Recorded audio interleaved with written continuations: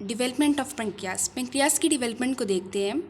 Pancreas की development कैसे होगी कि जो कुछ पार्ट है ये हमारे पास फोरगट है, मिडगट है, हाइंडगट है। कुछ पार्ट फोरगट का और कुछ पार्ट मिडगट का मिलके बना देंगे एक सी शेप्ड लूप। ठीक है, कुछ पार्ट फोरगट का और मिडगट का मिलके बना देंगे एक सी शेप्ड लूप। ये हमारे पास प्रेजेंट है सी शेप्ड लूप। अब ये है एंटीरियर एब्डोमिनल वॉल और यहाँ पे प्रेजेंट होगी पोस्टीरियर एब्डोमिनल वॉल। अब ये जो सी शेप लूप है इसका जो पोर्शन फेस कर रहा है एंटीरियर एब्डोमिनल वॉल को वो उसका वेंट्रल पार्ट है, और जो इसका पोर्शन फेस कर रहा है डॉर्सल पोस्टीरियर एब्डोमिनल वॉल को वो उसका डॉर्सल पार्ट है। ठीक है, तो ये सी शेप लूप का वेंट्रल पार्ट हो गया एंटीरियर एब्डोमिनल वॉल की तरफ, और ये उसका डॉर्सल पार्ट हो गया पोस्टीरियर एब्डोमिनल वॉल की तरफ। अब at the junction of the foregut, ये फोरगट का पोर्शन होगा इतना, और ये हो गया मिडगट का पोर्शन, और इन दोनों के जंक्शन पे फोरगट और मिडगट के पोर्शन के जंक्शन पे एक अपीयर होगी बड जिसे हम कहेंगे वेंट्रल बड, और ये किस साइड पे होगी वेंट्रल पार्ट की तरफ।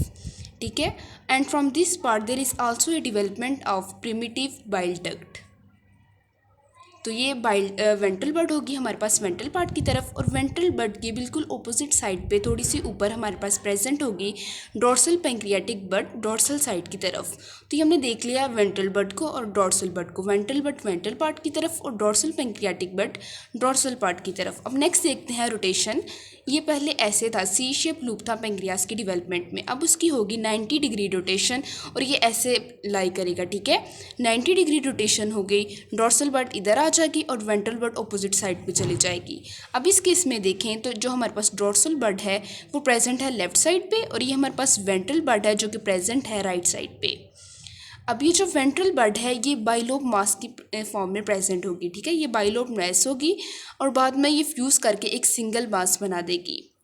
अब ये जो वेंट्रल बड है हमारे पास, इसने जाना होता है डॉर्सल बड के साथ जाके इसने फ्यूज़ करना होता है। अब वेंट्रल बड को डॉर्सल बड तक पहुंचने के लिए मज़ीद 180 डिग्री की रोटेशन जो है ना वो कवर करना पड़ेगी, यानी कि इसको टोटल 270 डिग्री की रोटेशन करना पड़ेगी। पहले जो हमने 90 डिग्री रोटेशन हुई थी, अब मज़ीद डॉर्सल बड की तरफ जाने के लिए इसको 180 डिग्री जो है ना वो रोटेट करना पड़ेगा। तो वेंट्रल बड 180 डिग्री रोटेशन कवर करेगी और आ जाएगी डॉर्सल बड की तरफ। ठीक है, डॉर्सल बड के पास। अब यहाँ पे डॉर्सल पैंक्रियाटिक बड जो है वो इनलार्ज हुई है, उसके साथ आके लग गई जी वेंट्रल बड। अब ये जो कम्युनिकेशन दिखाया हुआ है ये ओब्लिक कम्युनिकेशन है between dorsal pancreatic bud and ventral pancreatic bud. अब देखते हैं कि जो हमारे पास डॉर्सल और वेंट्रल बड है इससे बनेगी हमारे पास मेजर और माइनर पैंक्रियाटिक डक्ट। सबसे पहले देखते हैं मेजर पैंक्रियाटिक डक्ट, इसका दूसरा नाम है डक्ट ऑफ विट्संग। ये कहाँ से बनेगी? ये जो हमारे पास डॉर्सल पैंक्रियाटिक बड है ये यहाँ से यहाँ तक जो इसका पोर्शन है, जो डिस्टल पोर्शन है डॉर्सल पैंक्रियाटिक बड का, पहला ये आ गया। उसके अलावा जो ओब्लिक कम्युनिकेशन है between dorsal bud and ventral bud, दूसरा पार्ट हमारे पास ये आ गया, और तीसरा आ जाता है वेंट्रल बड का प्रॉक्सिमल पोर्शन। ये तीनों पार्ट हमारे पास मिलके बनाएंगे मेजर पैंक्रियाटिक डक्ट। तो मेजर पैंक्रियाटिक डक्ट जिसको हम डक्ट ऑफ विट्संग भी कहते हैं, कहाँ से बनेगी? From the distal part of dorsal pancreatic bud, oblique communication between dorsal and ventral bud, और जो वेंट्रल बड है उसके प्रॉक्सिमल पार्ट से। तो ये हमने देख लिया मेजर पैंक्रियाटिक डक्ट को जो बन रही है डॉर्सल पैंक्रियाटिक बड के डिस्टल पोर्शन से, वेंट्रल बड के प्रॉक्सिमल पोर्शन से और ओब्लिक कम्युनिकेशन से। नेक्स्ट देखते हैं minor pancreatic duct. Minor pancreatic duct का दूसरा नाम है डक्ट ऑफ सेंटोर्नी। डक्ट ऑफ सेंटोर्नी ये हमारे पास एसेसरी पैंक्रियाटिक डक्ट है। ठीक है, एसेसरी पैंक्रियाटिक डक्ट है और ये यूजुअली जो है ना ये रिग्रेस कर जाती है। अब ये कहाँ से बनती है? ये जो डॉर्सल पैंक्रियाटिक बड है, ये जो इसका प्रॉक्सिमल पोर्शन है, यहाँ से बनेगी हमारे पास माइनर पैंक्रियाटिक डक्ट जिसको हम एसेसरी पैंक्रियाटिक डक्ट भी कहते हैं। अच्छा, नेक्स्ट हम देखते हैं कि जो डॉर्सल बड है और वेंट्रल बड है वो कौन कौन से स्ट्रक्चर बना रही होती हैं। हमारे पास जो पेंक्रियास का लोअर हेड का जो लोअर पार्ट है और उसके अलावा जो अनसीनेट प्रोसेस है वो बनेंगे वेंट्रल बड से। ठीक है, वेंट्रल बड क्या बनाएगी? जो पेंक्रियास है उसके हेड का लोअर पार्ट और अनसीनेट प्रोसेस।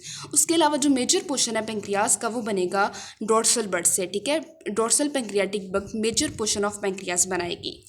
अब इसके अंदर जो है हमारे पास सेवरल डक्ट्यूल्स अपीयर होंगी। ठीक है, ये डक्ट्यूल्स हैं। अब डक्ट्यूल्स के एंड पे एक सैक लाइक स्ट्रक्चर अपीयर होंगे जिसे हम कहते हैं एसिनाई।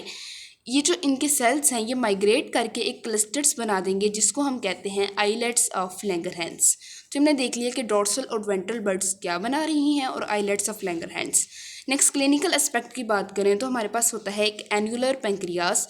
एनुलर किस कहाँ से है, रिंग की फॉर्म में, लाइक ए सर्कल की फॉर्म में जो है ना हमारे पास कोई क्लिनिकल सिम्टम अपीयर होगी, इस नाम से इसका नाम है एनुलर पेंक्रियास। हमारे पास ये वेंट्रल बर्ड थी बाइलोब मैस की फॉर्म में प्रेजेंट थी, ठीक है, लेकिन बाद में हमने कहा था कि ये फ्यूज़ कर जाती हैं और ये सिंगल मास बना देती है। लेकिन इन केस अगर ये बाइलोब मास की फॉर्म में ही प्रेजेंट रहे तो जब इसने वेंट्रल बर्ड ने आके मिलना है डॉर्सल बर्ड के साथ तो इसका जो एक पार्ट है वो ड्यूडेनम की एंटीरियर एस्पेक्ट को इनसर्कल करता हुआ यहाँ तक आएगा और उसका जो दूसरा पार्ट है वो ड्यूडेनम की पोस्टीरियर एस्पेक्ट को इनसर्कल करता हुआ इसके पास आएगा। इस तरह इसने ड्यूडेनम है उसको पूरी तरह से जो है वो इनसर्कल कर लिया, ठीक है, ड्यूडेनम को पूरी तरह से उसने कवर कर लिया इस तरह रिंग की फॉर्म में। तो इस वजह से इसको हम कहते हैं एनुलर पेंक्रियास और इसकी वजह से क्या होगा, ड्यूडेनल ऑब्स्ट्रक्शन हो जाएगी, ठीक है। क्यों ड्यूडेनल ऑब्स्ट्रक्शन होगी कि जो हमारे पास वेंट्रल बर्ड है उसने इनसर्कल कर लिया, कवर कर लिया पूरी ड्यूडेनम को।